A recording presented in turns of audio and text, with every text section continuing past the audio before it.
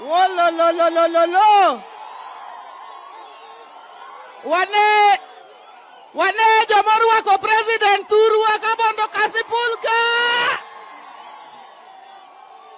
Aya, Your Excellency, nimekukaribisha sana hapa Homa Bay. Nimekukaribisha kwanza kama governor wa Homa Bay. Nimekukaribisha pili kama mwenyekiti wa kitaifa wa chama cha ODM. Bili, Your Excellency, tangu hii dunia iumbwe, there has been no sitting president.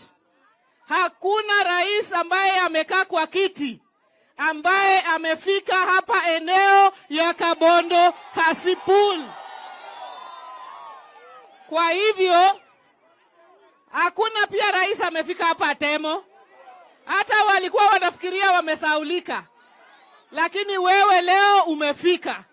Kwa hivyo wapi salamu ya rais ya kufika hapa? Your Excellency, vile umekanyaga hii barabara kwa mguu yako ya gari kutoka pale Ringa kukuja hapa Temo, hiyo barabara inaweza kuwa laminated kama umesema tu namna hiyo.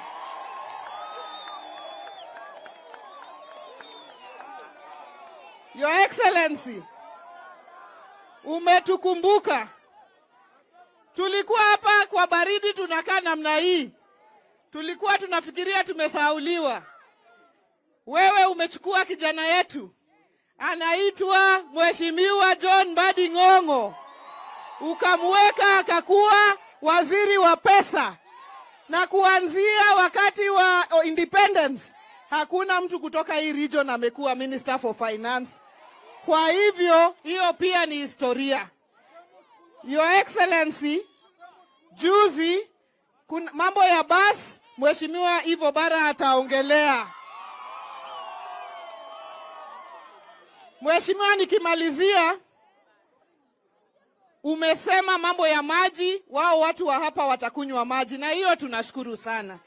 Na juzi umetuita pale State House, ukaleta baba pale agwambo uwenya lego tinga Owaga Court, umeweka yeye hapo, ukaweka Museveni hapo, ukaweka Samia Suluhu hapo, ukaweka Salva Kiir hapo, ukaweka watu wa Rwanda na Burundi hapo, wakasema wanashika mkono baba wampeleke akuwe president of presidents huko Afrika.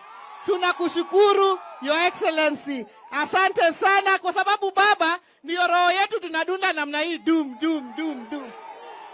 Your Excellency, my deputy is there. Oyugi Maguanga, my deputy. Asante sana. And the area MCA for here. No, you stay there. Pia ako hapa Joan. Asante sana Your Excellency.